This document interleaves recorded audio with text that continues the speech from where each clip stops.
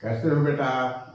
मस्त, very good. हम लोग सेक्शन सी करने जा रहे हैं। सैंपल पेपर जो हम लोगों को सीबीएसई बोर्ड ने प्रोवाइड किया था, उसका सेक्शन बी हमने पिछले सेशन में कर लिया था। सेक्शन सी करने जा रहे हैं। अच्छा लगता है बेटा।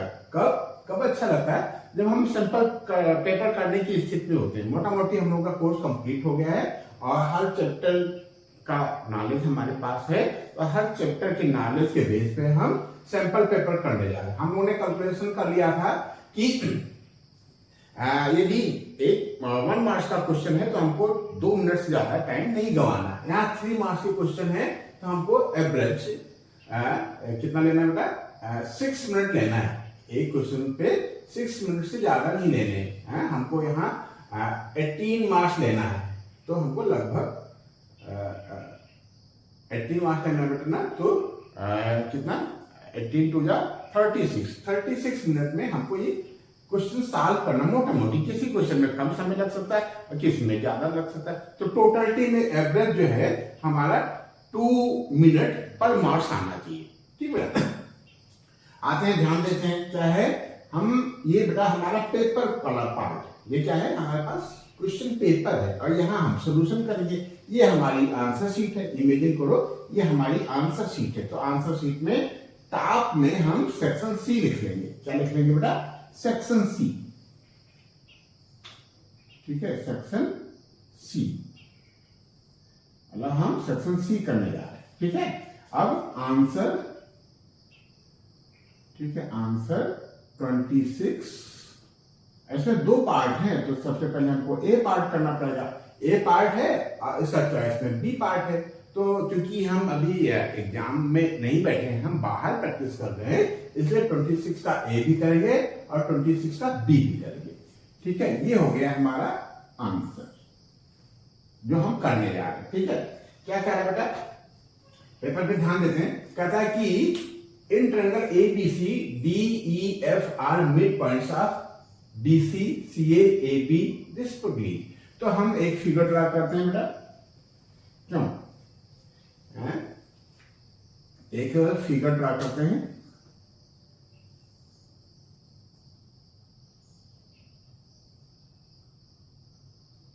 ठीक है, इसका नाम है, ट्रायंगल है ये फिगर, और इसका नाम है ABC। कहता है जो DEF है वो मिड पॉइंट्स हैं किसके? BC के। BC का मिड पॉइंट मान लो D है, और BC का CA कहाँ है? CA का मिड पॉइंट E है, और AB का मिड पॉइंट F है। ठीक है, तो इनको मिला देते हैं बेटा सीक्वेंस से। ठीक है, ये कह रहा है, और क्या कह रहा है बेटा? ये मिड पॉइंट है, तो हमको क्या प्रूव करना है? प्रूव दैट क्या बेटा? FBD similar to DEF similar to करना है, और ये प्रूव करना है। ठीक है बेटा, 2 पार्ट हैं, एंड करके हमको प्रूव करना है FBD सिमिलर टू DEF। एक पार्ट ये हो गया, एंड ये भी प्रूव करना है, मतलब हमको प्रूविंग 2 ट्रायंगल में सिमिलरिटी लाना है। तो कर देंगे बेटा, कोई बात नहीं, कर लेंगे ना, वेरी गुड। तो लिख लेते हैं क्या गिवन है बेटा? गिवन लिख लेते हैं, आ triangle ABC and DEDE and F are mid points of किसके बेटा मिड पॉइंट है? BC CA एंड बेटा एंड AB। यही ना बेटा? तो टू प्रूव क्या करना है? टू प्रूव में क्या है बेटा? ट्रायंगल FBD कहाँ है? FBD ये वाला पार्ट ना, triangle FBD similar to triangle किसके? FBD वाला पार्ट किसके सिमिलर है? DEF के, इस पार्ट के, ट्रायंगल DEF। क्या बेटा, डी ई एफ, जो ये वाला ट्रायंगल है D E F similar to बेटा, similar to triangle A B C, बड़े वाले ट्रायंगल की, तो कर लेंगे, कोई बात नहीं, ठीक है। ये हो गया, ये गिवन हो गया, ये थ्योरम है, तो थ्योरम लिखने का एक पैटर्न है। हमने फिगर बना लिया, फिगर के बाद हमने लिखा है गिवन, जो गिवन है, और फिर लिख लिया कि क्या प्रूव करना है, क्या शो करना है। फिर ये हेडिंग है, आप थोड़ा सा सजा भी सकते हो, अलग अलग तरह से कर लेना, ब्लैक कर लो, ये ब्लैक कर लो, ठीक है। फिर क्या लिखें, प्रूफ, ये भी हेडिंग है बेटा, ये प्रूफ क्या है, ये प्रूफ है जो हम करने जा रहे हैं, क्या है बेटा। अब देखो ध्यान देना बेटा, क्या F B D, F B D कहाँ है, एफ बी डी वाला ट्रायंगल पड़ रहा है, क्यों ये वाला ट्रायंगल पड़ रहा है, similar to D E F, similar to D E F, इस वाले ट्रायंगल के। अब ध्यान देना, क्या जो हमको गिवन है, क्या गिवन है, ई और एफ, ई और एफ मिड पॉइंट है, किसके, ए सी के और ए बी के, किसके बेटा, ए सी और ए बी के। तो क्या होगा, ई एफ पैरेलल और हाफ हो जाएगा बेटा बी सी के। बात समझना, क्या समझोगे, ये सिंस, क्या बेटा, since E and F, E and F are midpoints.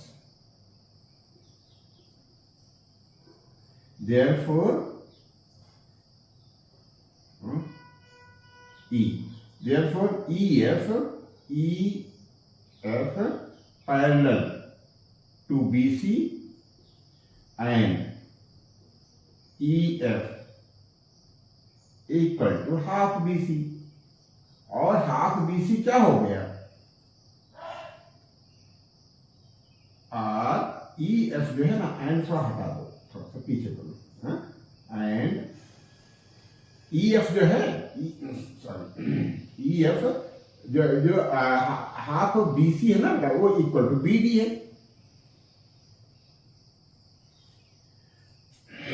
क्यों, तो अब देखो ये ई एफ बी सी के पैरेलल था, इसका मतलब ये ई एफ बी डी के भी पैरेलल है, और ई एफ बी डी के इक्वल है। तो इन क्वाड्रिलेटरल, कौन सा क्वाड्रिलेटरल लेना बेटा, बी डी ई एफ में दो साइड है पैरेलल और इक्वल हो गई, तो ये अपने आप बेटा क्या हो गया, पैरेललोग्राम हो गया। Very good.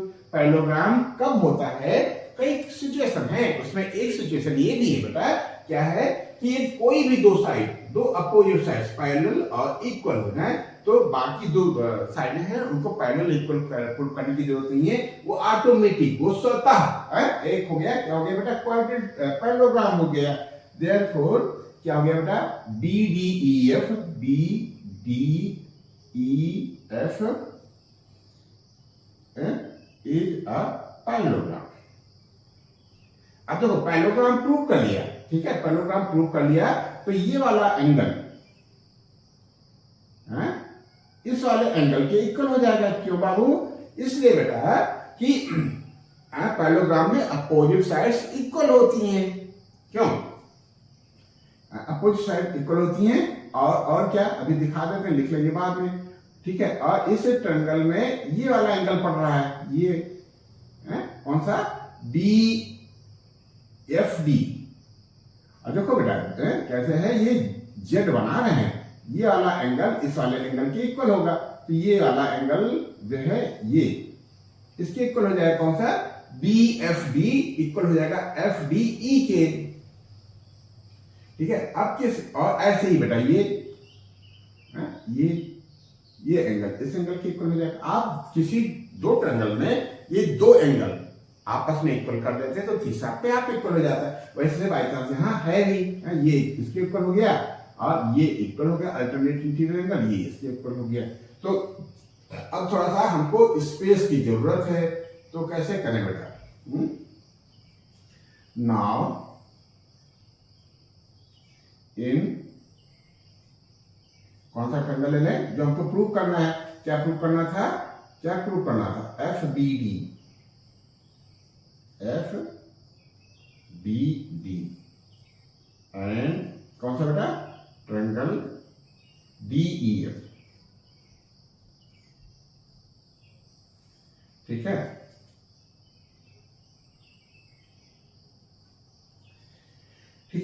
और एक राज की बात बताएं बेटा, यदि हमको सिमिलरिटी प्रूव करना है या कॉन्ग्रुएंसी प्रूव करना है, तो ये दूसरे क्वेश्चन में दे दिया कि ये प्रूव करो ये सिमिलर है, तो जो नाम लिया ना बेटा ट्रायंगल का, जैसे यहाँ ट्रायंगल का नाम लिया है, क्या नाम लिया है, क्या नाम लिया है, F B D, F B D, F B D, चलो एफ बी डी,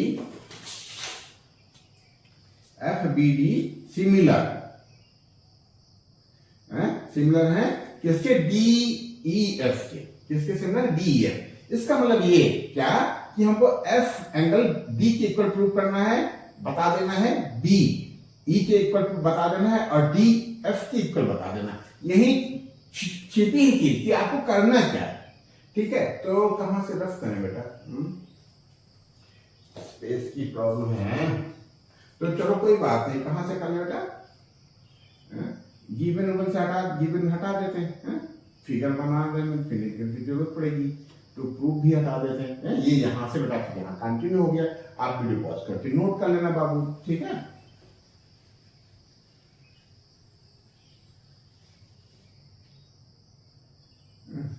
क्वेश्चन तो भी लिखा है, कोई दिक्कत नहीं।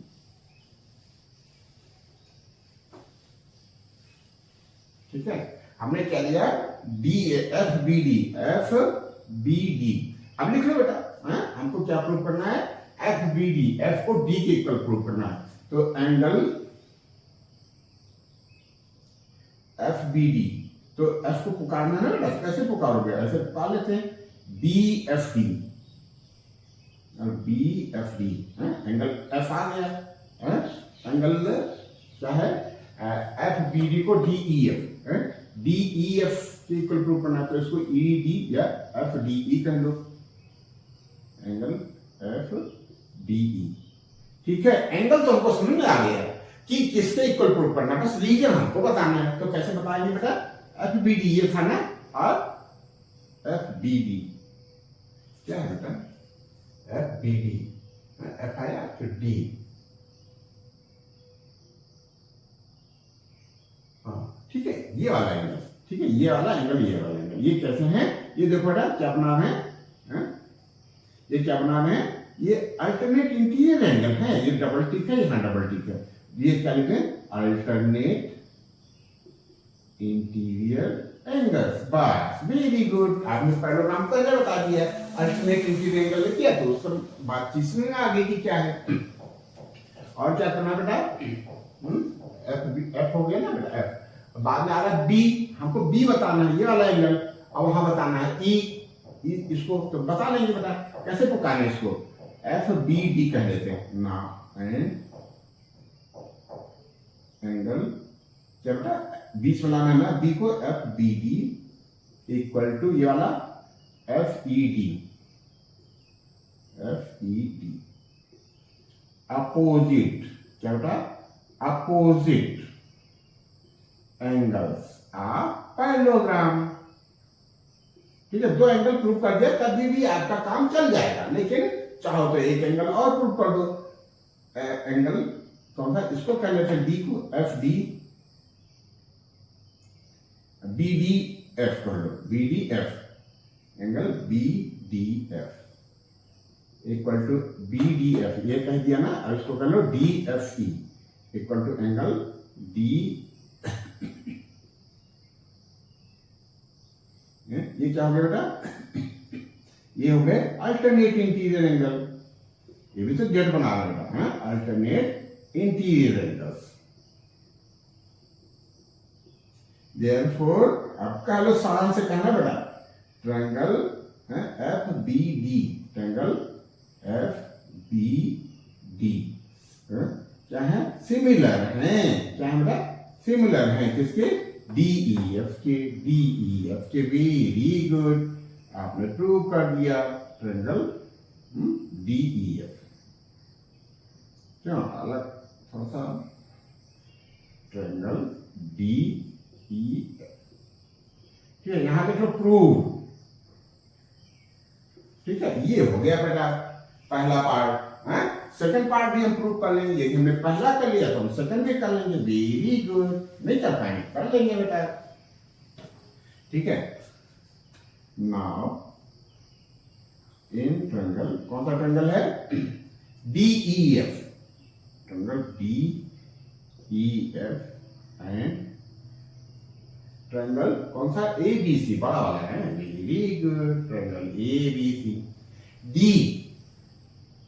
और यहां B आ रहा है, यहां A आ रहा है, इसका मतलब हमको ये वाला एंगल जो D है वो A के इक्वल प्रूव कर देना है। और क्या बेटा? E तो B के इक्वल ही है, पैरेललोग्राम था।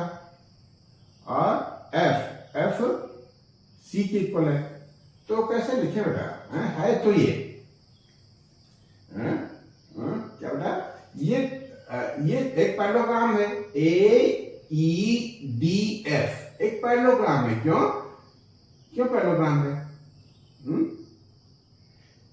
देखो बेटा, जो D और E है, DE क्या है? मिड पॉइंट है, तो इसको मिलाने वाली लाइन AB के पैरेलल और हाफ होगी, ठीक है। इसका ये मिड पॉइंट है, तो AF और ED इक्वल हो जाएंगी। ये भी तो बेटा हाफ है और ये भी हाफ है, किसका? AB का हाफ है AF और AB का हाफ है DE। It's means AF equal to DE। thus quadrilateral AEDF is a parallelogram। लिखना पड़ेगा, क्यों?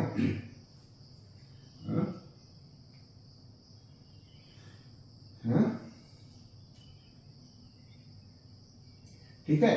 तो चूंकि ये बेटा 3 कुछ मार्क्स का क्वेश्चन है ना, तो बहुत लेंथी क्वेश्चन नहीं, बहुत समय देना भी नहीं। चाहो तो लिख लो और चाहो तो आप डायरेक्ट लिख सकते हो बेटा। क्या कि since AEDF is a parallelogram, therefore angle A equal to angle D।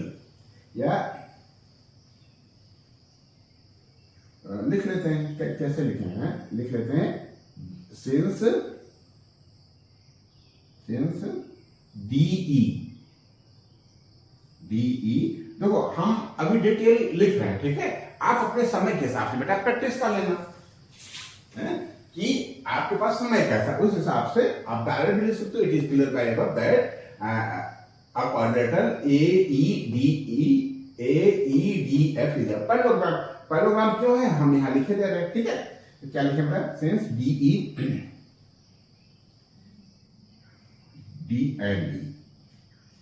D and E are midpoints। क्या बेटा?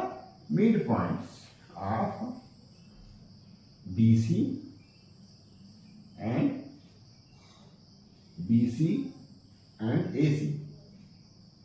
therefore DE is parallel to AB and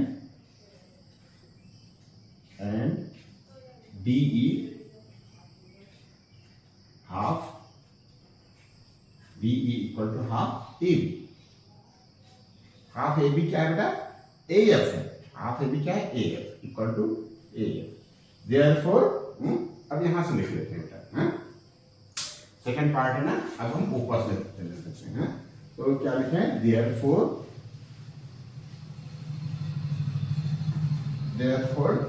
ये वाला पार्ट, कौन सा पार्ट?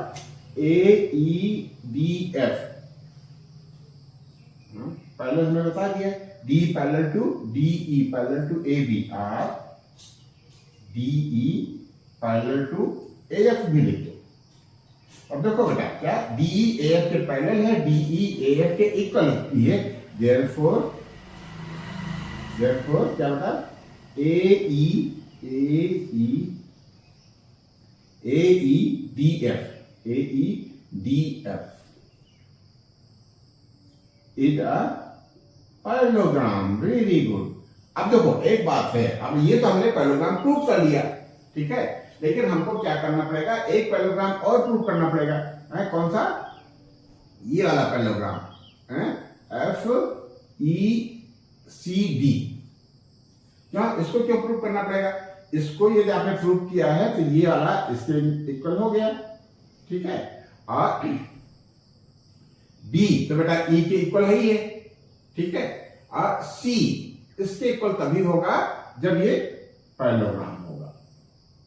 ठीक है, ये वाला एंगल इसके इक्वल तभी होगा जब एफ ई सी डी एक पैरेललोग्राम होगा। तो हम इसको प्रूव नहीं करेंगे, डिटेली नहीं करेंगे, डायरेक्ट लिख देंगे सिमिलरली,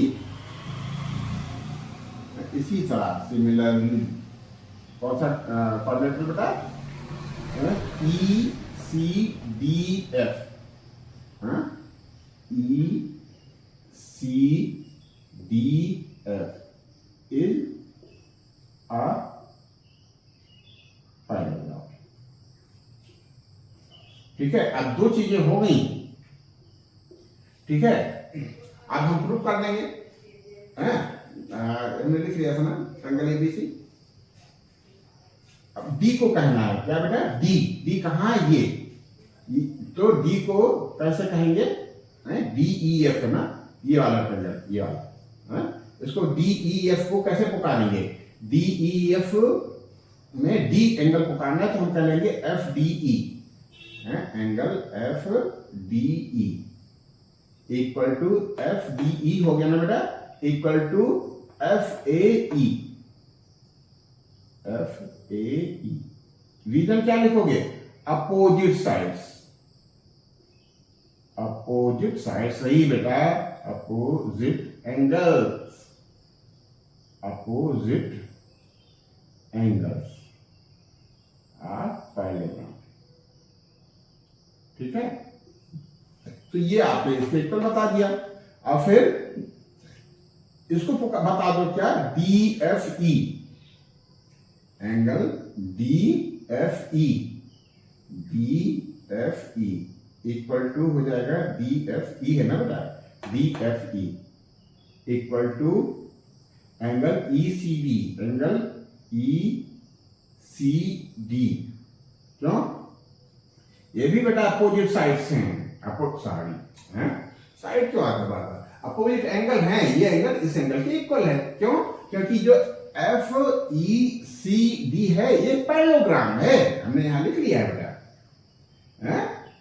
ई सी डी एफ क्या है, ई सी डी एफ क्या है, पैरेललोग्राम। तो अपोजिट एंगल इक्वल हो जाएगा, एंगल एफ है एंगल सी के इक्वल हो जाएगा।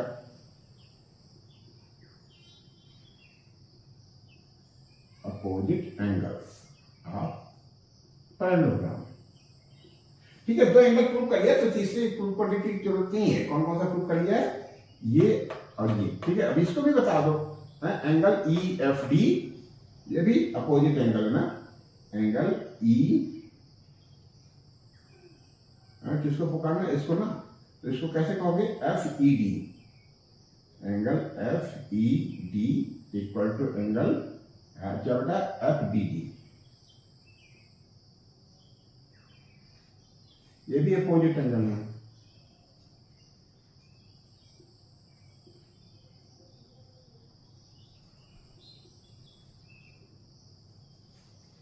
ठीक है, पास हो गया। अब हम लिख लेते हैं, क्या लिख रहे हैं, शान से लिख रहे हैं बेटा, क्या क्या क्या प्रूव कर दिया, एंगल डी को एक के इक्वल प्रूव कर दिया, तो इधर डी इधर ए। ठीक है, और एफ को किसके इक्वल प्रूव किया, सी के, और ई को डी के, ई को बी के, और ये क्या है बेटा, ई। तो हमने सीक्वेंस से थोड़ा सा गड़बड़ कर दिया है, कोई बात नहीं, ट्रायंगल। ठीक है, अब सीक्वेंस आप चेंज कर सकते हो, इंटरचेंज कर सकते हो बेटा, बात तो वही है। क्या है बात ये कि हमको प्रूव करना था डी ए की इक्वल, डी ए की इक्वल प्रूव कर दिया, वेरी गुड, डी ए की इक्वल प्रूव कर दिया। फिर प्रूव करना था ई बी के इक्वल, ई बी के इक्वल प्रूव है, लेकिन थोड़ा सा नीचे हमने लिखा है। आप सीक्वेंस इसको ऐसे भी कर सकते हो, are triangle D E F similar to triangle A B C. ठीक है, आपस में इंटरचेंज कर सकते हो। यहाँ डी को आपने यदि यहां लाए हो, ए बी सी किया है, तो ई को यहां लाना पड़ेगा और एफ को ई की जगह पे लाना पड़ेगा। तो वेरी गुड, बहुत सुंदर बेटा। आपने प्रूव कर लिया। ठीक है, बस आंसर लिखने की जरूरत नहीं, तो प्रूफिंग थी। थोड़ा उसका हमको समय ज्यादा लग गया, कोई बात नहीं, हम लोग अभी एग्जाम के बाहर हैं। ठीक है, हमको खूब सारी प्रैक्टिस करनी है और प्रैक्टिस करते करते हमको समय सीमा में आ जाना है बेटा। बहुत सुंदर। अब हम इसका सब्स्टिट्यूशन करेंगे। इसका जो है क्या करेंगे, हमको ये करना था या ये करना था, लेकिन हम ये भी करेंगे और वो भी करेंगे। क्यों? क्योंकि हम अभी बेटा प्रैक्टिस कर रहे हैं। क्या कर रहे हैं? प्रैक्टिस कर रहे हैं। तो हम बी पार्ट करने जा रहे हैं।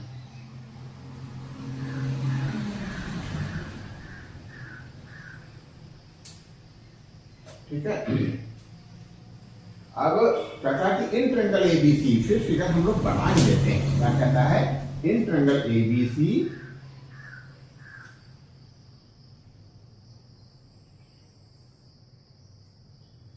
इन ट्रायंगल ए बी सी क्या है? P and Q are points on AB and AC respectively such that PQ parallel to BC। अब BC के पैरेलल क्या बेटा? PQ है। अब ध्यान देना बेटा, क्या ध्यान दोगे कि यदि किसी लाइन के पैरेलल, इस लाइन के पैरेलल यदि ये लाइन है, तो जो ये P है और ये जो Q है, वो साइड्स को किसको? AB को और AC को सेम रेशियो में डिवाइड करता है। और एक हिसाब से ये भी होता है क्या कि ट्रायंगल APQ सिमिलर होता है ट्रायंगल ABC के। इस क्वेश्चन के लिए बेस ये है, बेसिक ये है, कॉन्सेप्ट ये है। ठीक है, पूर्व जानकारी हमारे पास ये होनी चाहिए। क्या होनी चाहिए कि if PQ parallel to BC then triangle APQ similar to triangle ABC। ठीक है, ये हमको पता होना चाहिए बेटा। और चीज कुछ कह रहा है, क्या कह रहा है कि prove that the median AD क्या है? मीडियन है। मीडियन का मतलब AD जो D है वो मिड पॉइंट है। मिड में आ गया ना बेटा, जो AD है, ठीक है, D ये मिड पॉइंट है। तो जो मीडियन है वो क्या कर रहा है? मीडियन क्या कर रहा है? Median AD drawn from A और BC बाइसेक्ट PQ। ठीक है, क्या कहता है? जो PQ है PQ को भी बाइसेक्ट कर रहा है। तो मान लीजिए यहाँ R है बेटा, क्या है? R।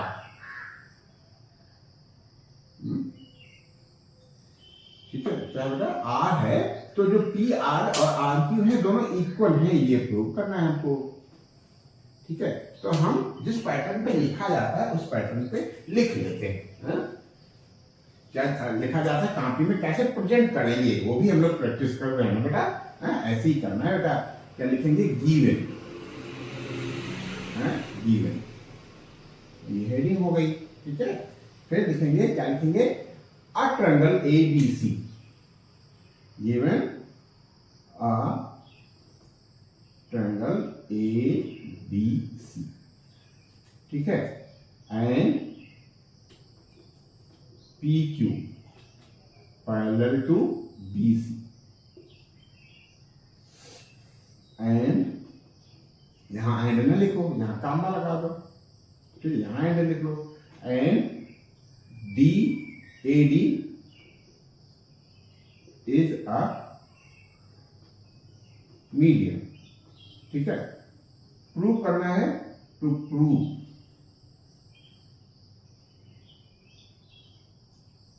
टू प्रूव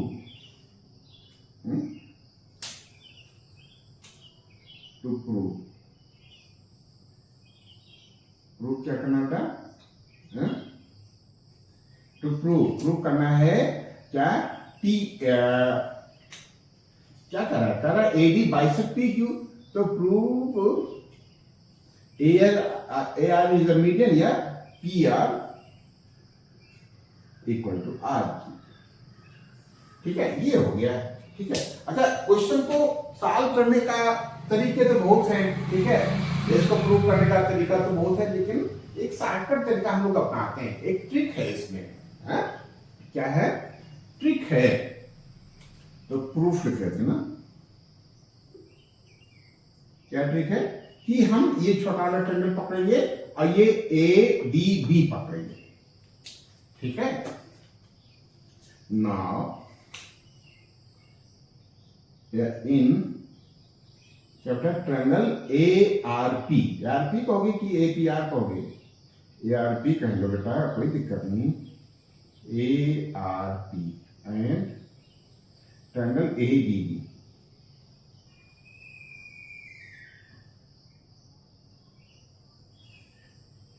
ठीक है, ट्रायंगल ए डी बी, ठीक है। अब ये देखो, ये ए आर पी और ए डी बी ये दोनों सिमिलर हैं, क्यों? क्योंकि पी आर पैरेलल है बी डी के, पी क्यू का पार्ट है P R, P Q parallel है बी सी के, और बी डी पार्ट है पी सी का, और पी आर पार्ट है पी क्यू का, तो पी आर पैरेलल हो जाएगा बेटा बी डी के। तो ये क्या, ये ट्रायंगल सिमिलर होंगे, सिंस पी आर लिख लेते हैं बेटा, P R parallel to B D, therefore क्या, ट्रायंगल ए आर पी, क्या लिखा था? A R P, triangle A R P similar to triangle A D B, क्या होता? Triangle A D B, therefore अब देखो इसमें ये वाली साइड पकड़ेंगे और बगल वाले ट्रायंगल में ए बी पकड़ेंगे, का रेशियो निकालेंगे, इसका बेस पकड़ेंगे, पी आर पकड़ेंगे और बी डी निकालेंगे, ठीक है। देयरफॉर क्या, A P upon A B equal to P R upon B D. Very good, एक इक्वेशन तो ये बना लो। अब देखो एक ट्रायंगल ऐसे ही बनाएंगे, इधर इसके तरफ से लिखेंगे, तो क्या लिखेंगे? अब रफ करना पड़ेगा, मजबूरी है हमारे पास, है, ठीक है। आप एक वीडियो पॉज करके नोट कर लो बेटा, ठीक है। तो अब हम कहां से रफ कर रहे हैं?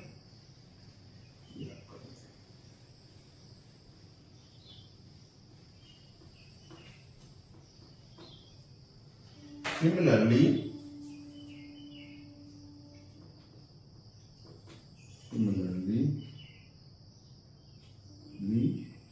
in triangle, इधर वाला ट्रायंगल लो, हमने क्या कहा था यहाँ? ए आर पी कहा था ना, ए आर पी कहा था, अब ए आर क्यू दे दो, A R Q and triangle A D C.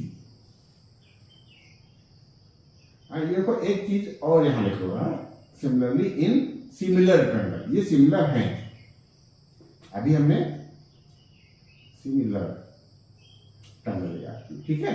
ये सिमिलर है, क्यों? ये पैरेलल है इसके, हैं? हमने ये इस पार्ट को लिख लिया है, पी आर पैरेलल है बी डी के, तो आर क्यू भी पैरेलल हो जाएगा, ये अंडरस्टूड है, ज्यादा डिटेलिंग करने से फिर समय बहुत लगेगा बेटा, ठीक है।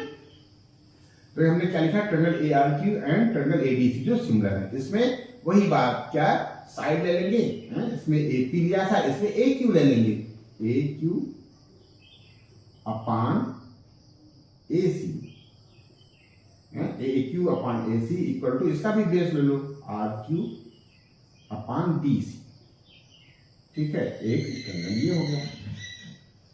अब ये पूरा ट्रायंगल ले लो, नाउ सिमिलर ट्रायंगल, ये भी हम लेने जा रहे हैं जो सिमिलर हैं, सिमिलर ट्रायंगल ग्रुप का जो तीन है, हम बता चुके हैं, similar triangle A P Q and A P Q and triangle A D C, ठीक है। बड़ा वाला कंप्लीट ट्रायंगल ले लिया, ए पी क्यू ले लिया है, ए पी क्यू और ए डी सी, ये सिमिलर है, क्यों सिमिलर है? ये गिवन ही है, पी क्यू क्या है? पैरेलल है, तो थोड़ा सा रफ और कर देते हैं बेटा,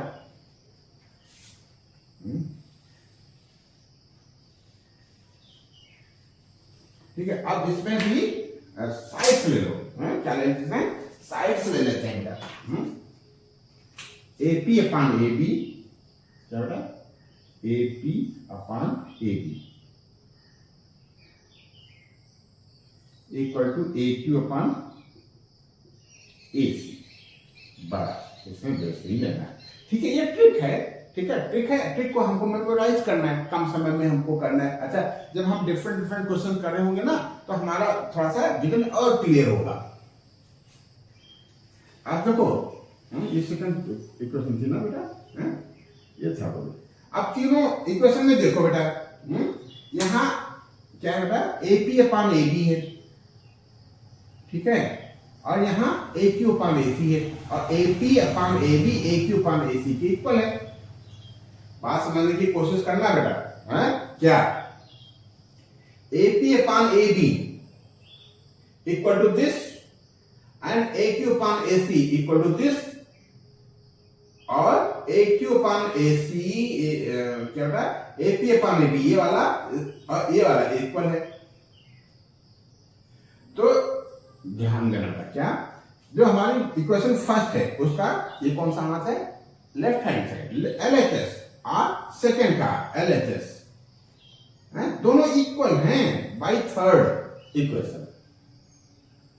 थर्ड इक्वेशन के हिसाब से फर्स्ट इक्वेशन का LHS और सेकेंड इक्वेशन का LHS इक्वल है। देखो दिया है ना, AP upon AB equal to AQ upon AC। इसका LHS है AP अपॉन AB और इसका LHS है AQ अपॉन AC। ये दोनों इक्वल हैं। क्यों? तो यदि LHS इक्वल है तो RHS भी इक्वल हो जाएंगे सेकंड और फर्स्ट के। तो कैसे लिख लें क्या? ठीक है, समझ पाए ना? जो फर्स्ट है, फर्स्ट का LHS हमारा AP अपॉन AB है और सेकंड का AQ अपॉन AC है। तो फर्स्ट का LHS और सेकंड का LHS AQ अपॉन AC दोनों इक्वल हैं by third. Since LHS of equation first and second are equal by equation third. ये बेटा समझने वाली बात है। ठीक है, क्या समझने वाली बात है कि जो LHS है AP और AB और AQ और AC थर्ड इक्वेशन के हिसाब से इक्वल है। therefore RHS of equation first and second are also equal। very good। क्या नहीं समझ आ रहा, क्या मजा नहीं आ रहा क्या? क्यों क्यों? कोई बात नहीं, मजा लेना ही चाहिए। क्यों? मजा ना आए तो बेकार है। क्यों? AP upon AB equal to PR upon BD था ना बेटा, ये हो गया फर्स्ट। अब इसको 10% ठीक से लिखते हैं। ठीक है,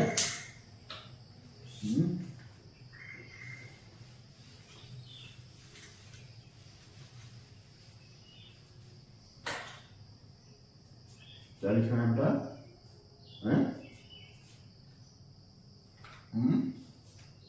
क्या कह रहे थे हम लोग? AP और AB, AP upon AB equal to AQ upon AC। ठीक है, इसमें क्या है, यहां जो हमारा AP अपॉन AB है, क्या है बेटा? Since LHS of equation first and second are equal by equation third. वही ना, फर्स्ट का LHS है AP अपॉन AB और सेकंड का इक्वेशन है AP upon AC। AP upon AB equal to AQ upon AC। therefore RHS of equation first and second are also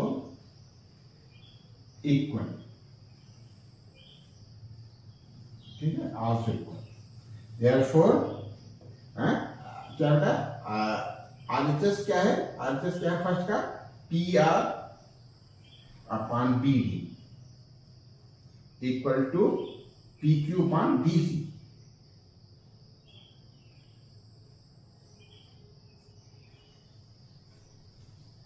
ठीक है, क्यों, यहां तक हो गया ना बेटा। अभी हमने पता कर लिया क्या, P R upon B D equal to क्या बेटा, पी के लिए आर क्यू है यहाँ, क्या है, आर क्यू, आर क्यू है बेटा, R Q upon D C. ठीक है, पी क्या बेटा, P R upon B D equal to R Q upon D C. बस यहाँ थोड़ा सा ट्रिक है, क्या ट्रिक है कि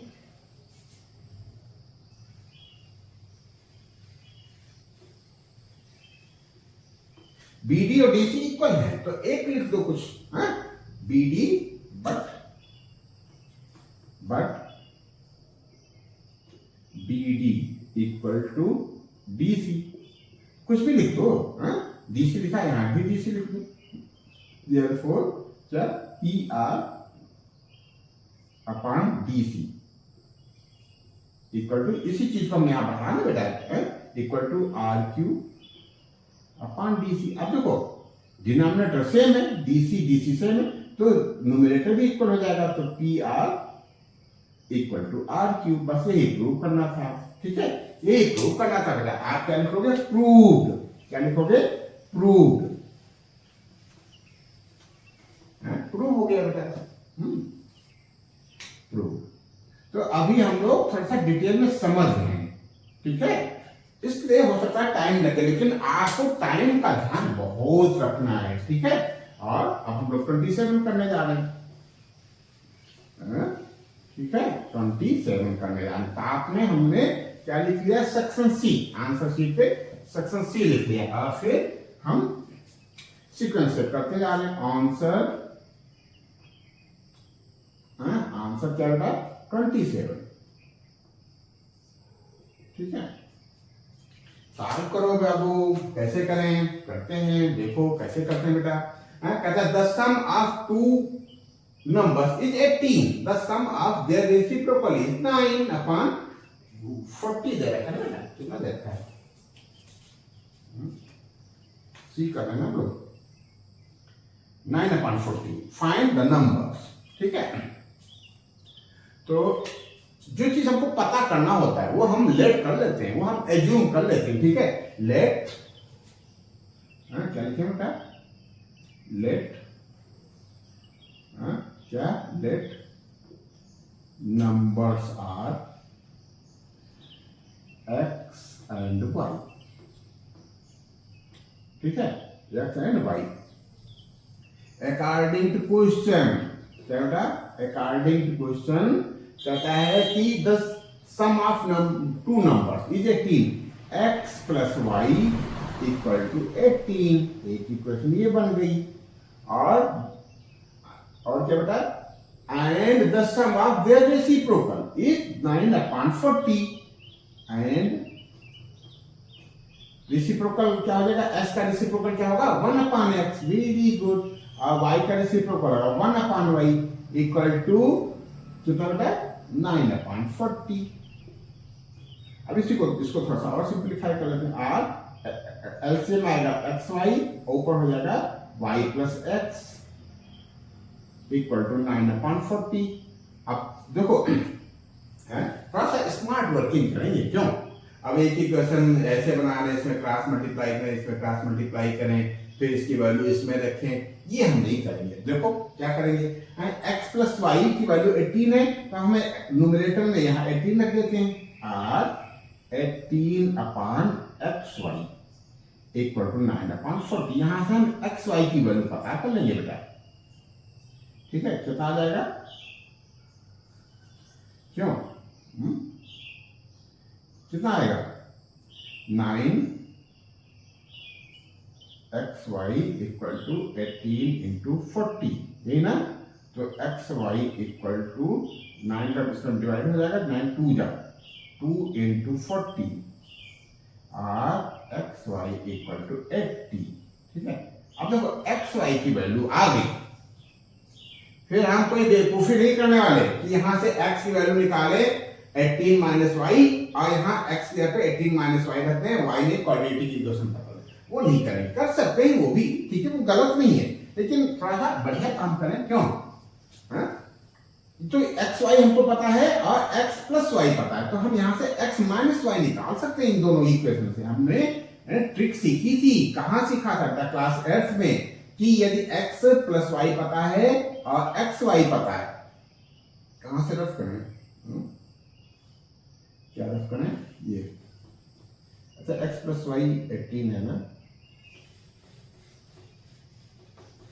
तो तुमको पता है? तो हमने एक रिलेशन देखा था बेटा, क्या रिलेशन देखा था? कि एक्स प्लस वाई और एक्स माइनस वाई और एक्स वाई, ठीक है, इसमें एक रिलेशन है। क्या? ये हमको ये चीज पता है तो हम ये चीज पता कर सकते हैं, ठीक है। यदि ये चीज भी पता है, ये तीन में से कोई दो चीज पता है, तो हम तीसरी चीज पता कर सकते हैं बेटा। तो x प्लस वाई हमको दे रखा था 18, तो x प्लस वाई का होल स्क्वायर क्या होता है? x माइनस वाई का होल स्क्वायर, ठीक है। अब देखो इक्वल हमने दे रखा है, यहाँ प्लस 2xy होगा, क्या होगा? प्लस 2xy, यहाँ होगा माइनस 2xy, तो इस माइनस 2xy को प्लस 2xy बनाने के लिए हमारे पास प्लस 4xy होना जरूरी है, बस यही रिलेशन है। तो x प्लस वाई हमको क्या पता था? हमको 18 पता था बेटा, सम 18 था, तो ये हो जाएगा 18 का स्क्वायर, x माइनस वाई हम यहाँ से कैलकुलेट कर सकते हैं, और प्लस 4 इंटू एक्स वाई हमने कैलकुलेट किया 80, तो ये हो जाएगा 18 into 18 minus 4 into 80, 4 into 80 equal to x minus y का होल स्क्वायर। इसमें से 2 काम ले लेते, 2 और 2 काम ले लिया, तो यहाँ क्या बचा? 9 इंटू 9, यहाँ से भी 2 इंटू 2 4 निकल गया, तो ये बचेगा minus 80 equal to x minus y का होल स्क्वायर, ठीक है। ये हो जाएगा 4 ब्रैकेट में 81 माइनस 80, ठीक है। नहीं समझ आया तो आप डायरेक्ट भी कर सकते, लेकिन ये तो आसान है ना बेटा। क्या किया? इसमें से 2 बाहर निकाल लिया, इसमें से भी 2 निकाल लिया, तो इसमें यहाँ 9 बचा, यहाँ इंटू करके 9 बचा, माइनस का साइन लगाया, 2 इंटू 2 यानी 4 हमने बाहर निकाल लिया, यहाँ 80 बच गया, ठीक है। आप कैलकुलेशन करके कर सकते हो, ठीक है, लेकिन ऐसे सीखो बेटा। ये क्या हो जाए? 4 81 में से 80 जाएगा, 1 आ जाएगा, equal to x minus y का होल स्क्वायर, ठीक है। तो अब ये 4 हो गया, तो x minus y equal to क्या आ जाएगा? x minus y equal to 4 का रूट यानी 2 आ जाएगा, अंडर रूट 4, और x minus y equal to 2 आ गया, ठीक है। एक इक्वेशन ये बन गई, ठीक है। एक इक्वेशन हमारे पास क्या थी? x plus y equal to कितना था? 18, ठीक है। तो इसी के नीचे हम फर्स्ट इक्वेशन डाल देते हैं, ये सेकंड ही है ना, x plus y equal to कितना? 18। अब इन दोनों को सॉल्व कर लो, ये पहला इक्वेशन था ना, यहां लिख लो बाय एडिंग, बाय एडिंग। आप एक लाइन और लिख लेना, यहां तक लिख लिया तो उसके बाद लिख लेना by adding equation first and second के ऊपर नीचे रख लेना। अब ये y y बेटा ब्रैकेट, तो 2x इक्वल टू कितना? 20, तो x इक्वल टू 10 आ गया, ठीक है। अब x की वैल्यू किसी इक्वेशन में सब्स्टिट्यूट कर दो। नाउ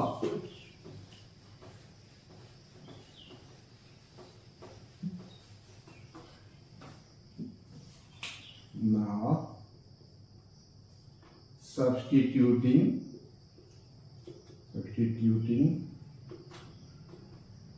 value of कितना बेटा? x, राइटिंग का कंट्रोल करके लिखना, हमारी गड़बड़ हो रही है तो हमारी नकल ना करना बेटा, ठीक है। X, value of x in equation first. तो x plus y equal to 18 था ना, तो 10 प्लस वाई इक्वल टू 18, यही है ना। तो y इक्वल टू 18 माइनस 10, तो y इक्वल टू 2। तो देयरफॉर नंबर्स x की वैल्यू क्या आ गई, x की वैल्यू आ गई 10 और y की वैल्यू आ गई 2। बस यही आंसर है। चाहो तो यहां लिख सकते हो 10 नंबर्स आर 10 एंड 2, या x और y को माना था तो x की वैल्यू 10 आ गई, y की वैल्यू 2 आ गई, ऐसे।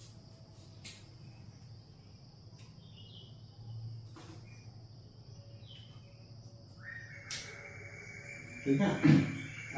कहता है कि इफ, क्या कहता था, if alpha and beta are zeros of a polynomial 6 square minus 5x plus 1, then form a quadratic polynomial whose zeros are alpha square and beta square। तो वेरी गुड, हम लोग कर लेंगे बेटा। क्या लिखा है, गिवन, क्या गिवन है बेटा, जीरोस, जीरोस ऑफ किसके बेटा, किसके zeros, 6x square minus 5x plus 1 are alpha and beta, ये जरा करना। देयरफॉर तो इसकी जीरो से हम निकाल लेते हैं, 6x square minus 5x plus 1, इसको हम लिख सकते हैं 6x आर में इक्वल टू, ठीक है, 6x स्क्वायर, ये 6 और 1 को मल्टीप्लाई करोगे 6 आएगा। इसको ऐसा स्प्लिट करना है कि मल्टीप्लिकेशन 6 आवे और एडिशन माइनस 5 आवे। तो एक पार्ट हो जाएगा हमारा माइनस 6x, एक पार्ट हो जाएगा प्लस x। तो माइनस 6 को प्लस 1 से मल्टीप्लाई करोगे तो ऐसे बात नहीं बन पा रही ना, तो 2 और 3 में ही आएगा। क्यों, माइनस 2x माइनस का 2x, हाँ देखो दोनों माइनस होंगे तभी हमारा मल्टीप्लाई माइनस में आएगा बेटा, minus 3x।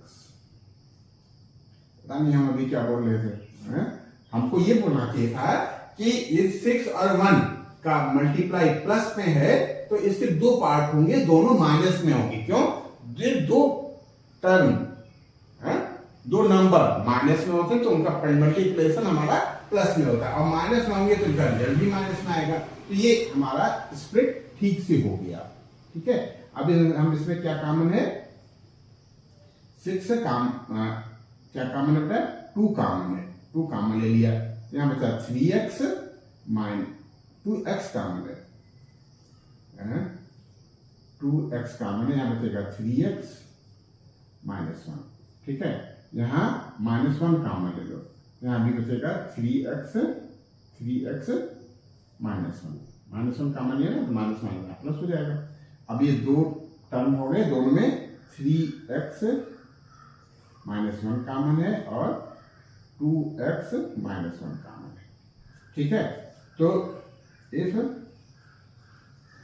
3x minus 1 equal to 0, then देखो ये पॉलिनोमियल जब फैक्टर हो गए तो फैक्टर पॉलिनोमियल इक्वल टू 0 रखते हैं, ठीक है। तो if this equal to 0, this equal to 0, then x equal to 1/3, if 2x minus 1 equal to 0, then x equal to 1/2,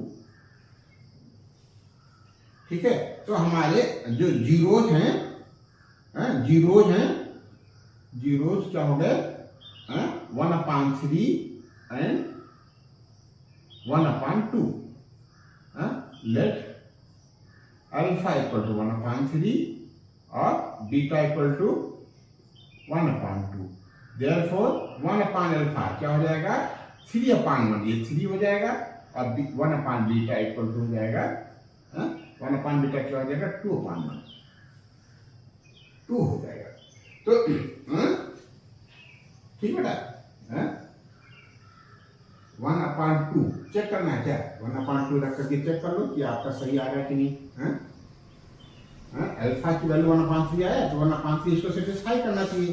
1/3 तो 6 इंटू 1/3 का होल स्क्वायर, ठीक है, -5 इंटू 1/3 प्लस 1, ये 0 आना चाहिए। तो ये कितना हो जाएगा?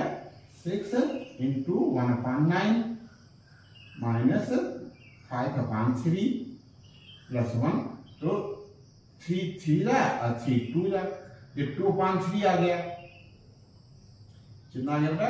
2/3 और प्लस 1 तो आप 3/3 लिख सकते हो, -5/3 तो बेटा 0 आ जाएगा। इसका मतलब आपके जीरो सही है, वेरी गुड, जीरो सही है। तो उनका रेसिप्रोकल भी हमने निकाल लिए। 1/3 का रेसिप्रोकल 3 हो गया और 1/2 का रेसिप्रोकल 2 हो गया। अब क्या निकालना है? वो पॉलिनोमियल पता करना है जिसके जीरो जिनके रेसिप्रोकल में, तो हम लोग निकाल लेंगे बेटा। नाउ क्या निकालना था? फॉर्म करना है, तो रिक्वायर्ड, चलिए नाउ रिक्वायर्ड क्वेश्चन के हिसाब से मिला दो polynomial.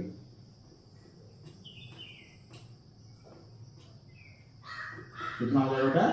x minus 1/α into x minus 1/β, और ये कितना हो जाएगा? इक्वल टू x की जगह पे कितना आया था हमारा? अल्फा की जगह 1/α, तो x माइनस 3, और ये क्या हो जाएगा बेटा? x माइनस 2, ये हो जाएगा x square minus 5x plus 6, यही आंसर आ जाएगा आपका बेटा। ठीक है, इनको मल्टीप्लाई करोगे, क्यों डायरेक्ट हो गया क्या? अरे थोड़ा सा बेटा बड़े बनो बेटा, क्यों? x से मल्टीप्लाई कर लेते हैं, x स्क्वायर हो गया, x का 2 में मल्टीप्लाई करेंगे तो -2x हो गया, ठीक है, माइनस का 3x हो गया, और माइनस प्लस 6 हो जाएगा। अब ये आ गया x square minus 5x plus 6, ठीक है, यही आपका आंसर हो गया बाबू, क्यों? यही आंसर हो गया।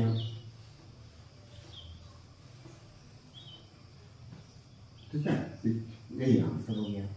आंसर को अलग से हाईलाइट कर दो।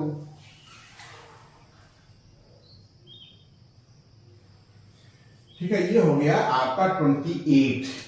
ठीक है, 29 और कर लेते हैं। 29,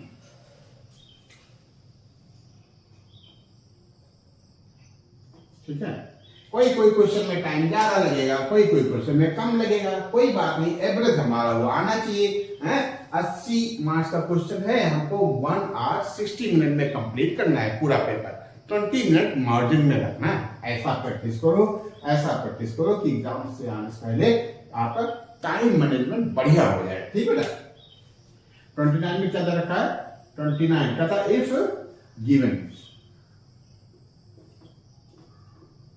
गिवन क्या होगा? cos theta plus sine theta, cos theta plus sine theta equal to 1। Prove करना है, टू प्रूव, क्या प्रूव करना है? cos theta minus sine theta equal to plus minus 1। ठीक है, कोई बात नहीं, कर लेंगे। देखो, cos theta plus sine theta का होल स्क्वायर क्या होगा? ये हो जाएगा cos square theta plus sine square theta, plus लिखा ना, plus 2 sine theta cos theta. अब इसकी वैल्यू रख दो, इसकी वैल्यू 1 दे रखा है, r 1 का स्क्वायर इक्वल टू, इसकी भी वैल्यू 1 होगी, 1 plus 2 sine theta cos theta. 1 इधर ट्रांसफर हो जाएगा तो इधर 0 आ जाएगा, तो आप ऐसे भी लिख सकते हो or 2 sine theta into cos theta equal to 0। Are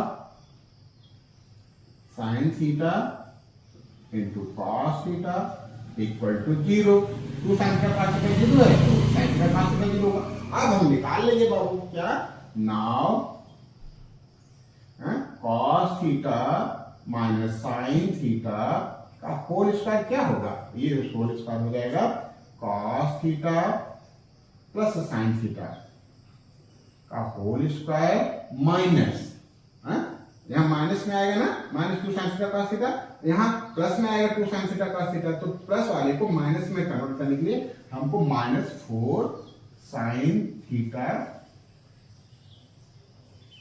into cos theta डालना पड़ेगा, equal to cos theta plus sine theta की वैल्यू आ रही है 1 का स्क्वायर -4 इंटू 0, ये जाएगा बेटा 1। ठीक है, तो cos theta plus sine theta की वैल्यू आ गई हमारी ये,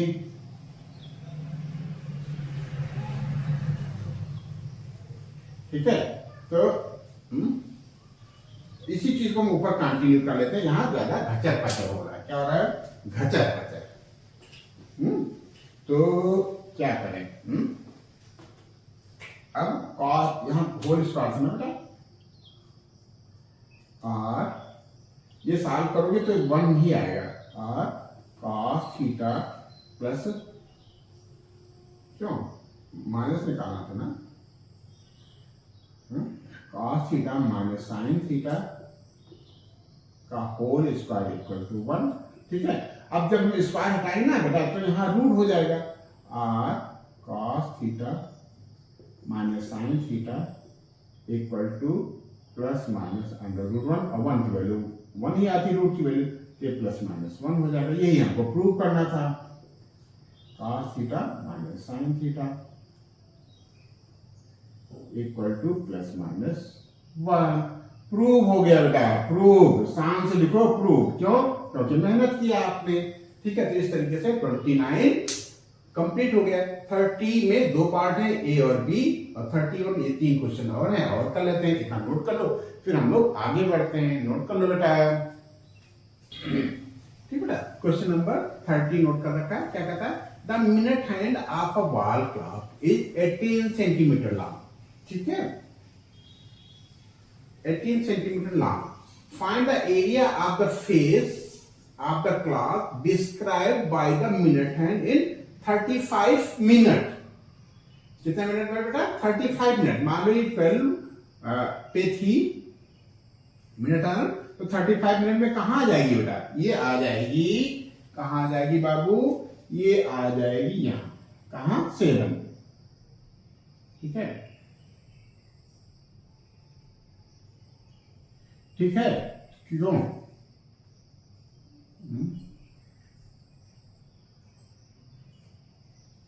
तो हमको ये एरिया पता करना है बेटा, क्या, ये एरिया,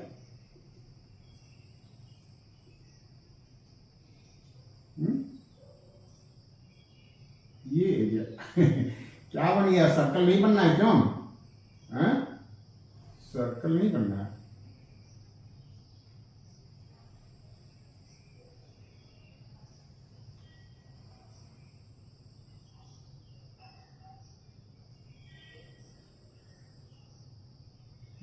मान लो बेटा ये सर्कुलर पाथ है बेटा मिनट हैंड का। ठीक है,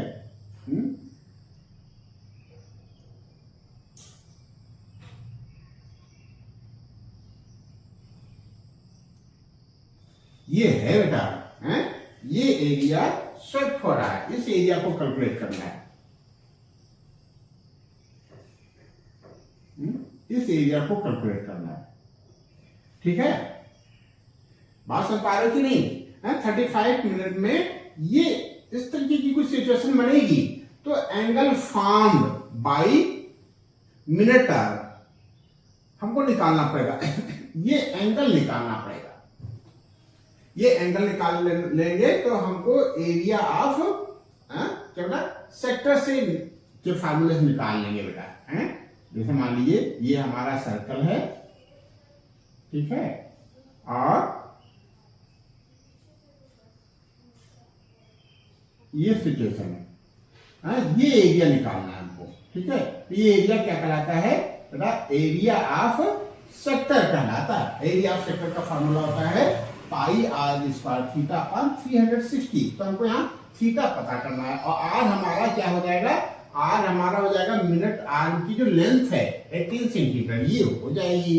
तो क्या लिखें, प्रेजेंट आता बहुत है, लेकिन यदि हम प्रेजेंट नहीं कर पाए तो मजा नहीं आएगा। क्यों? तो मजा लेने के लिए आपका प्रेजेंटेशन जरूरी है कि आप कैसे प्रेजेंट करते हो। अच्छा, अभी एक बेसिक चीज हम लोग सीख लेते हैं, क्या कि आता है, हम जानते हैं आपको आता है, ठीक है। जैसे मान लीजिए ये यहाँ कोई मिनट आर्म है, ठीक है, यहाँ है, ठीक है। तो ये अपने से 0 डिग्री बना रही है। यदि ये 12 पे है, मान रहे हैं हम, कहाँ है 12 पे, यदि 6 पे आ जाती है मिनट आर्म तो 180 डिग्री का एंगल बनाती है। क्यों बेटा, ये स्विप होकर के घूम करके ऐसे बन गई तो ये 180 बना देती है, एक राउंड पूरा मार देती है, पूरा कितना, 1 राउंड पूरा कंप्लीट कर लेती है, तो 360 डिग्री हो जाता है। और 360 डिग्री में बनाने के लिए उसको कितना मिनट चलना पड़ता है, क्यों बेटा, ये 12 से मिनट आर्म फिर 12 पे आ जाए तो 1 आवर होता है बेटा। क्यों ये होता है ना बेटा, 5 मिनट पे आई, फिर 10, फिर 15, फिर 20, फिर 25, 6 पे आई तो 30 मिनट हो गया, 7 पे आई तो 35 मिनट हो गया, 8 पे आई तो 40 मिनट हो गया, 9 पे आई तो 45, और 10 पे आई तो 50, 11 पे आई तो 55 मिनट, और 12 पे आ गई तो 60 मिनट। तो 60 मिनट में एंगल फॉर्म करती है 360 डिग्री। वेरी गुड, ये बेसिक है बेटा, तो क्वेश्चन से आंसर को मिलाते हुए चलेंगे ताकि एग्जामिनर के दिमाग पे ज्यादा जोर ना पड़े, ठीक है। वो हमको आराम से क्वेश्चन सोल्यूशन देते हुए हल्का सा टिक मारे और बढ़िया प्यार से लिख दे। क्या लिख दे, कितने मार्क्स हैं, 3 में 3 लिख दे, ठीक है। तो क्या बता रहे थे, minute MIN minute arm forms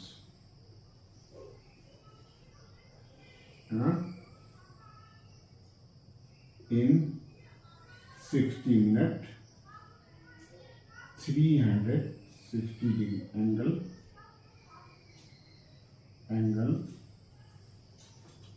360 degree, ठीक है। Therefore minute arm form इन कितने मिनट बेटा, 35 मिनट। एंगल कितना बना देगा, 35। यहाँ यूनिट मेथड से लिखते हैं, 35 लिख लिया, 360 से मल्टीप्लाई कर दिया, और क्या कर दिया, 60 से डिवाइड कर दिया। वेरी गुड, कितना डिग्री हो गया, 210 डिग्री। अब देखो एंगल आ गया, लेंथ आ गई, ठीक है। नाउ रिक्वायर्ड एरिया डायरेक्ट लिख दो, कोई डर नहीं बेटा। रिक्वायर्ड एरिया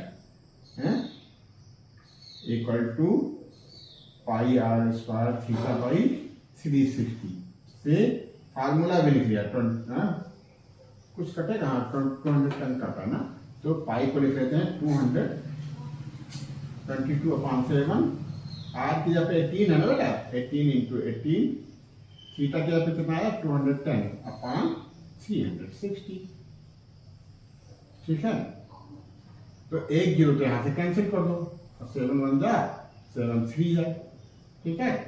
और क्या हो सकता है, 18 1 जा 18 2 जा, और क्या हो सकता है, 2 9 जा, कितना हो गया, 22 × 9, 9 2 18, 9 2 18, 19 × 3,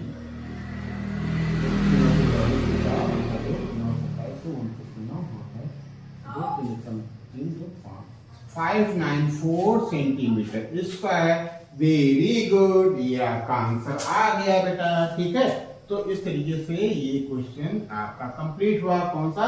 30 का ए पार्ट। इसी में बी भी पार्ट है। क्या है बेटा? बी पार्ट है। बी पार्ट भी कर लेते हैं।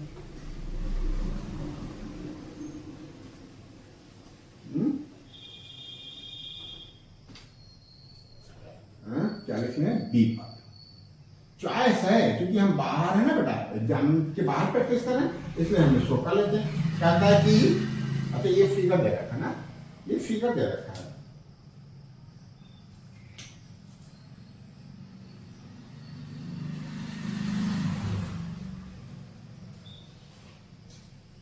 ठीक है, फिगर दे रखा है, सेंटर में ओ है और कोई कार्ड ए बी है।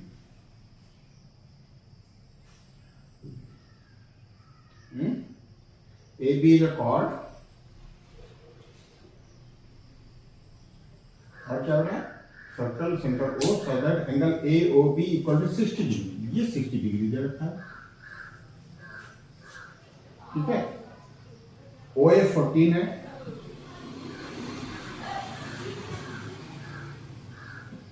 ओ ए 14 है तो बेटा ओ बी भी 14 ही होगा। क्यों? ठीक है, फाइंड, क्या बेटा? Find the area of minus segment. अब देखो, वहां सेक्टर की बात हो रही थी, वहां किसकी बात हो रही थी? सेक्टर की बात हो रही थी। यहां सेगमेंट की बात हो रही है। हमको ये एरिया कैलकुलेट करना है। ठीक है, माइनर सेगमेंट। यहां आप पी मान लो, तो ए पी बी, ये एरिया आपको कैलकुलेट करना है। ए पी बी ए, ये एरिया कैलकुलेट, कोई बात नहीं, कर लेते हैं। पहले हम सेक्टर का एरिया निकाल लेते हैं। क्या लिखें? Area of sector. सेक्टर क्या? O A P B, O A P B. ठीक है, क्या हो जाएगा बेटा? फार्मूला लिख लो, कोई बात नहीं। पाई आर स्क्वायर थीटा अपॉन 360। अब पाई की जगह पे दे रखा है, कितना दे रखा है? पाई की जगह पे दे रखा है, रूट 3 दे रखा है। ठीक है, और ये 14 है तो पाई की जगह पे हम 22/7 ही लिखेंगे। आर है हमारा 14 इंटू 14, क्यों? पाई आर स्क्वायर हो गया। थीटा कितना दे रखा है? 60 डिग्री, 60/360 डिग्री बेटा। Very good. 6 और 6 36। ठीक है, क्या सही चला ना बेटा? 7 1 जा 7, 7 2 जा 14, और क्या हो सकता है? 2 1 जा 2, 2 3 जा 6। तो न्यूमरेटर में क्या बचा बेटा? न्यूमरेटर में बच रहा है 22 इंटू 14, और डिनोमिनेटर में 3 बच रहा है। तो कितना हो जाएगा?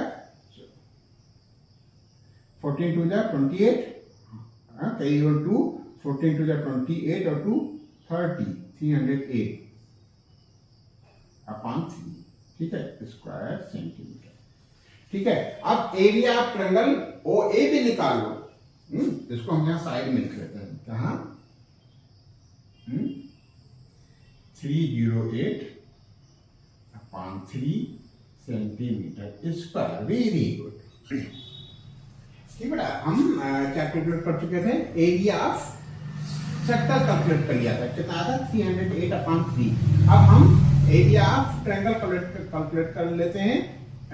एरिया ऑफ ट्रायंगल कौन सा? O A B. तो पूरे सेक्टर में से O A P B O sector हुआ, इसमें से ट्रायंगल का एरिया माइनस कर देंगे तो हमारा सेगमेंट का एरिया आ जाएगा। तो ट्रायंगल के एरिया के लिए हमने थोड़ा सा वर्किंग कर लिया है। क्या है बेटा? Triangle O A B, O A B है। ठीक है, अब ध्यान देना बेटा, ये क्या है? ओ ए और ओ बी रेडियस है, तो ये दोनों इक्वल होंगे। एक 14 है तो दूसरा भी 14 ही होगा, रेडियस है। ठीक है, ये एंगल 60 डिग्री दे रखा है, तो क्या होगा बेटा? ये साइड इक्वल है, तो इसके सामने का एंगल ये, इसके सामने का एंगल ये भी इक्वल होगा। अब मान लो ये x है, ये x है, तो 2x + 60 = 180। तो 2x इक्वल टू 180 माइनस 60, तो 2x इक्वल टू 120, तो x इक्वल टू 60 डिग्री। तो क्या हो गया बेटा, ये भी 60 हो गया, ये भी 60 हो, तो तीनों एंगल 60 डिग्री के हैं। ये इक्विलैटरल ट्रायंगल हो गया। इक्विलैटरल ट्रायंगल यदि है तो उसकी तीनों साइडें भी इक्वल होती हैं। तो दो साइडें 14 है, तो तीसरा साइड बेस भी हमारा 14 हो गया। अब हम क्या करेंगे, इक्विलैटरल ट्रायंगल में यदि हम किसी वर्टेक्स से सामने वाली साइड पे परपेंडिकुलर ड्रा करते हैं तो वाली सामने वाली साइड को बाइसेक्ट करती है, तो एडी हमारा 7 हो जाएगा और डीबी भी 7 हो जाएगा। यहाँ हमने यही चीज लिख रखा है। फिर अब हम थोड़ा सा ट्रिग्नोमेट्री का यूज करेंगे। ट्रायंगल ओडीए में साइन क्या लगा दिया, tan 60 लगा दिया। तो tan 60 इक्वल होगा perpendicular upon base O D upon A D. O D हमको कैलकुलेट करना है, एडी 7 है, तो हमारा ओडी हो गया 7√3। क्या हो गया बेटा, 7√3। अब एरिया ऑफ ट्रायंगल ओएबी क्या होगा, हाफ 1/2, बेस है हमारा 14 और हाइट है 7√3। एक कैलकुलेट कर लिया, 2 7 जाए तो 7 7 जा 49√3 आ गया। Very good. अब हम लिख लेते हैं, क्या लिख लें, 49√3 आ गया ना। Now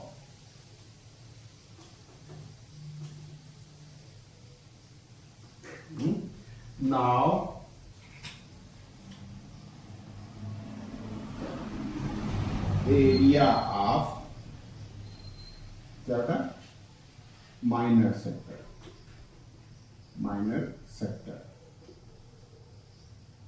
A P B, A भी कह लो कोई बात नहीं, एक बन गया रहा हूं, ठीक है ना, ए पी बी। तो क्या हो गया, equal to area of sector, नहीं एरिया माइनस सेगमेंट है यहाँ, minus segment area of sector minus area of triangle. ठीक है, एरिया ऑफ सेक्टर आया था हमारा 308/3, ये आया हमारा 49√3। बस क्यों,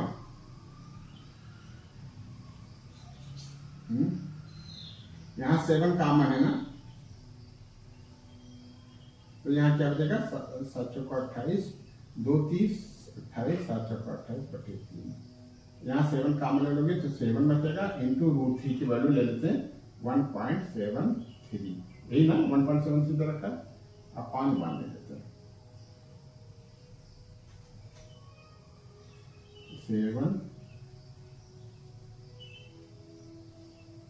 ये 3 आ गया, 44 माइनस 7 से 21 के 1 खाता 2, 7 7 49 और 2 49 2 51 के 1 खाता 5, 7 7 5 12।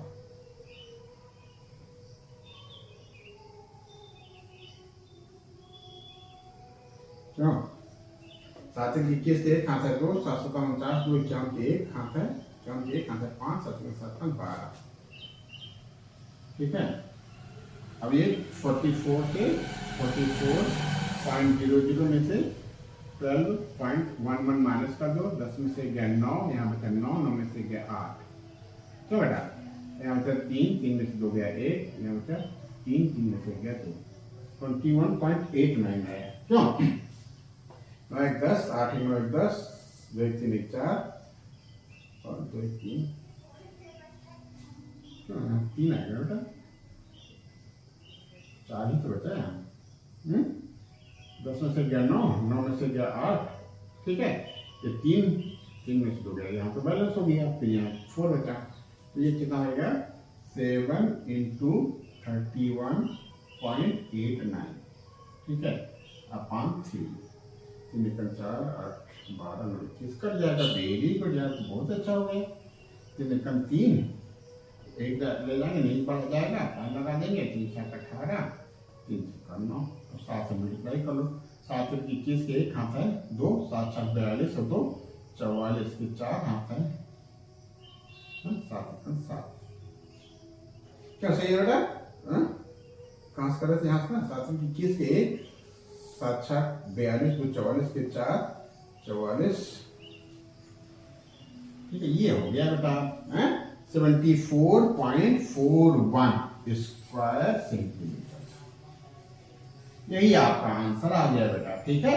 ये आंसर हो गया, वेरी गुड। आपका 30 के दोनों पार्ट हो गए, 30 के दोनों पार्ट हो गए। अब लास्ट क्वेश्चन, और बहुत इंपॉर्टेंट क्वेश्चन हम लोग करने जा रहे हैं बेटा, हैं? ठीक है। कौन सा? बहुत इंपॉर्टेंट क्वेश्चन हम लोग करने जा रहे हैं, ठीक है। बहुत इंपॉर्टेंट क्वेश्चन। क्यों? कितना इंपॉर्टेंट है? बहुत इंपॉर्टेंट है। कितना बेटा? Very very important. अरे इंपॉर्टेंट क्या है? क्यों? ये कहता है कि √3 को इरेशनल प्रूव करना है। To prove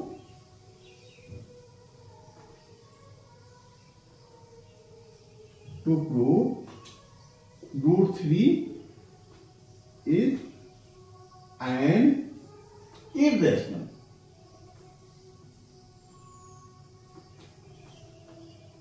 number।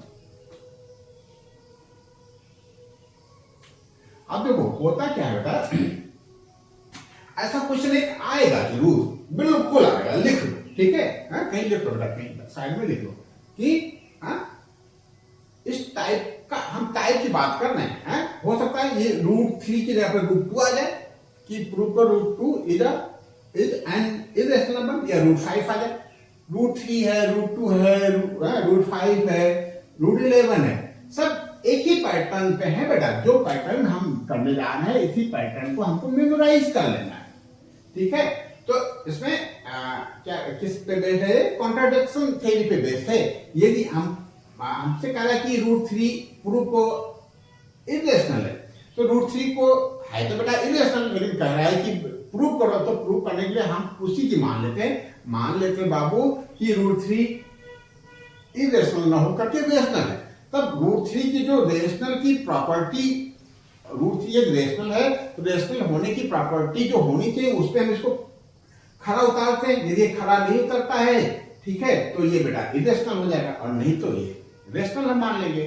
तो लेट प्रूफ हम लोग करने जा रहे हैं। अच्छा, जो हम करने जा रहे हैं बेटा, यही हमको √5 के लिए करना है, यही हमको √2 के लिए करना है, ठीक है। बस यही आते हैं नंबर ज्यादातर, ठीक है। और बस 3 की जगह पे 2 हो जाएगा, और या 3 की जगह पे 5 हो जाएगा।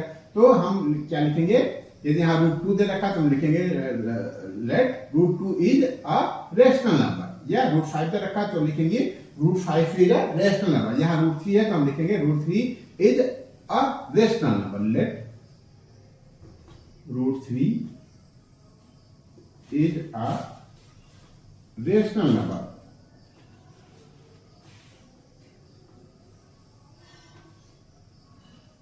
Therefore, √3 can express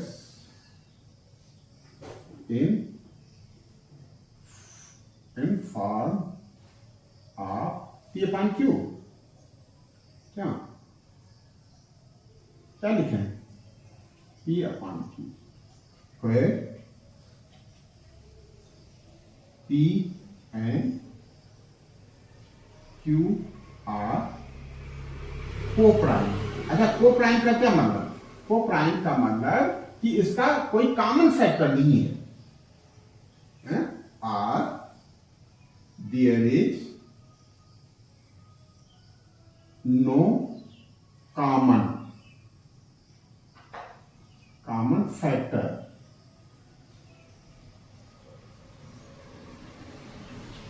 of P and Q।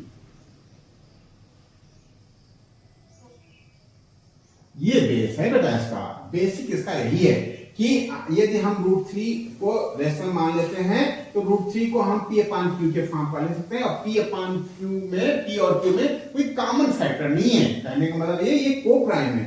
और क्या बेटा? √3 = P/Q, ठीक है। ये हो गया। √3 क्या है?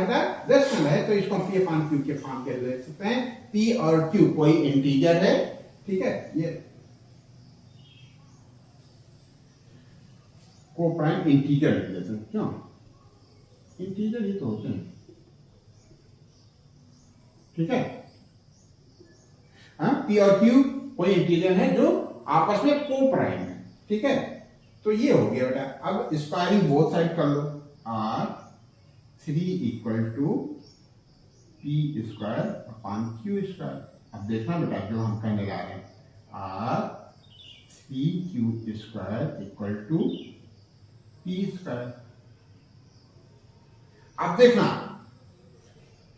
क्यू कोई इंटीजर है, क्यू क्या है, कोई इंटीजर है, तो क्यू स्क्वायर भी इंटीजर ही होगा। तो किसी इंटीजर में यदि हम 3 से मल्टीप्लाई करते हैं तो पी स्क्वायर आता है। क्यों? 3 में यदि हम 10 से मल्टीप्लाई कर लें, 3 में यदि हम 4 से मल्टीप्लाई करते हैं तो 12 आता है। 3 में यदि हम 9 से मल्टीप्लाई करते हैं तो 27 आता है। 3 से यदि हम कितना बेटा 25 से मल्टीप्लाई करते हैं तो 75 आता है। तो ये नंबर क्या है, ये सारे के सारे 3 से डिविजिबल हैं, ठीक है। 3 into Q equal to P, it's means P is divisible by 3। क्यों? यहां स्क्वायर है, कोई बात नहीं। तो हमारे कहने का मतलब ये कि यदि क्यू स्क्वायर कोई इंटीजर है, किसी इंटीजर में हम 3 से मल्टीप्लाई करते हैं तो पी स्क्वायर आता है। इसका मतलब ये हुआ कि पी स्क्वायर डिविजिबल बाय 3 हो गया।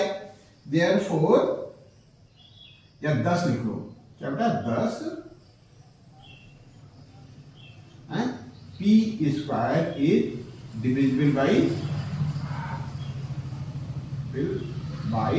3।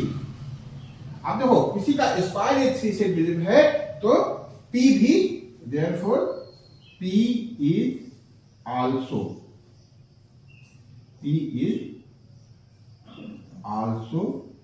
divisible by 3, ठीक है। ये स्टेटमेंट 1 मान के छोड़ दिया कि क्या हो गया, P जो है 3 से डिविजिबल है, ठीक है। P किससे डिविजिबल है, 3 से। तो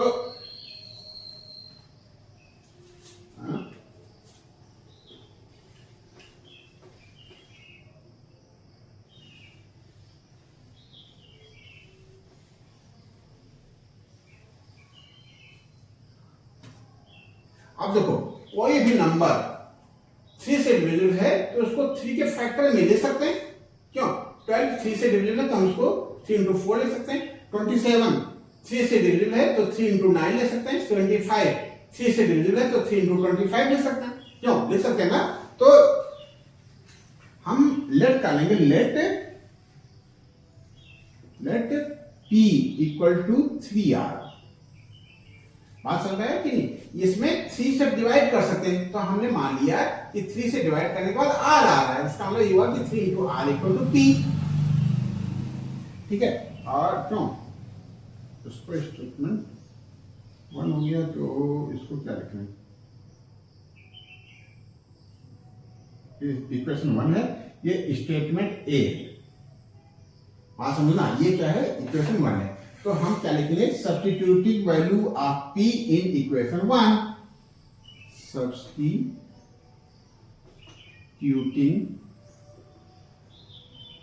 वैल्यू ऑफ किसकी बेटा, substituting value of P in equation 1, ठीक है। √3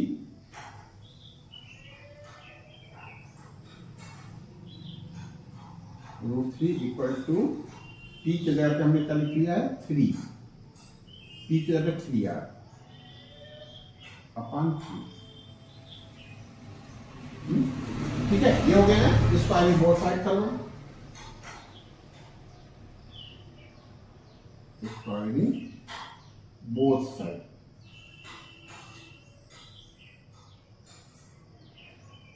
ये हो जाएगा 3 equal to 9R square upon Q square, ठीक है।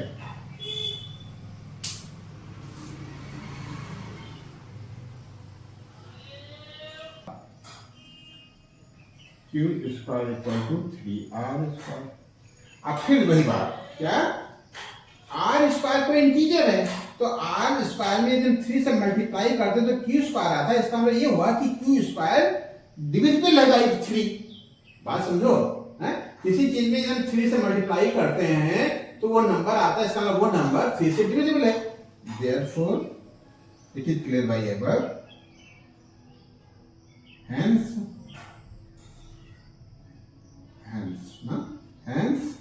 क्या होता है, Q square is divisible by 3।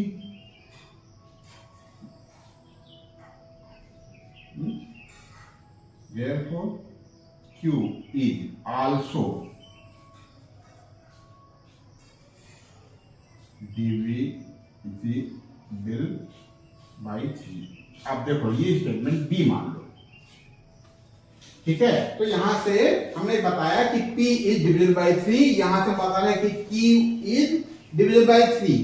तो P भी डिविजिबल बाय 3 से और Q भी डिविजिबल बाय 3 से, इसका मतलब ये हुआ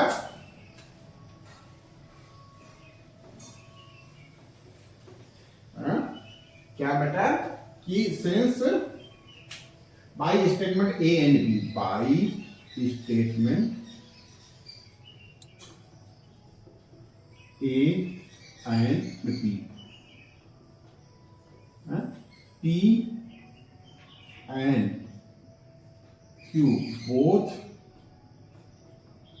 divisible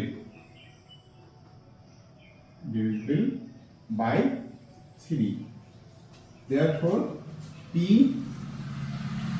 and Q are not co-prime।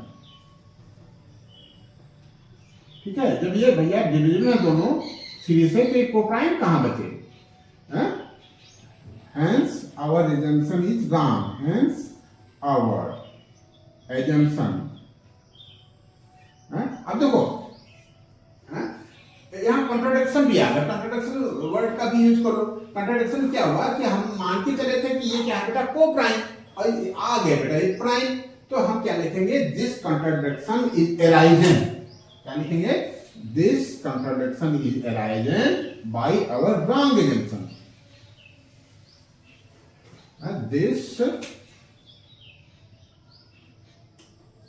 contradiction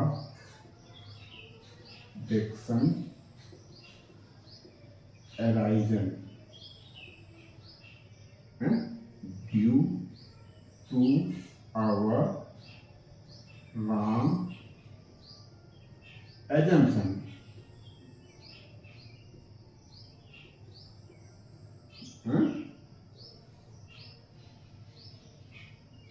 हमने एज्यूम क्या किया था कि √3 रेशनल है, तो ये हमारा एजम्पशन रॉन्ग है।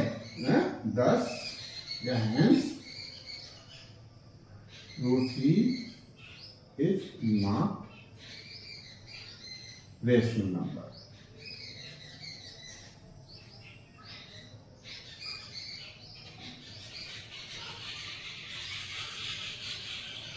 but √3 is a rational and irrational number। √3 is an irrational।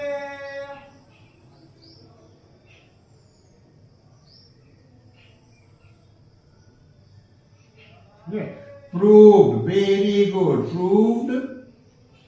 क्या बताया, क्योंकि हमने मेहनत किया, और मेहनत ऐसे नहीं किया, हमने √3 के आधार पे, √3 के बेस पे √5 √2 को भी याद कर लिया, समझ लिया कि कैसे प्रूव करना है कि √2 या √5 या √3 क्या है बेटा, इर्रेशनल है। वेरी वेरी गुड, बहुत सुंदर बेटा, हम लोगों ने सेक्शन सी कर लिया है। ठीक है, हम लोग अभी प्रैक्टिस कर रहे हैं, हो सकता है समय ज्यादा लग रहा हो, हम लोग समझ के कर रहे हैं, लेकिन हम ऐसी प्रैक्टिस कर लेंगे कि जो हमें समय चाहिए 18-20 मिनट के अंदर ही हम सेक्शन सी हमको कंप्लीट करना है। इस तरीके से हमारा ये सेक्शन सी का जो है हम लोगों ने सॉल्व कर लिया और ये सेक्शन हमारा समाप्त हुआ। ठीक है, नेक्स्ट सेशन में हम सेक्शन बी के क्वेश्चन लेकर के आएंगे।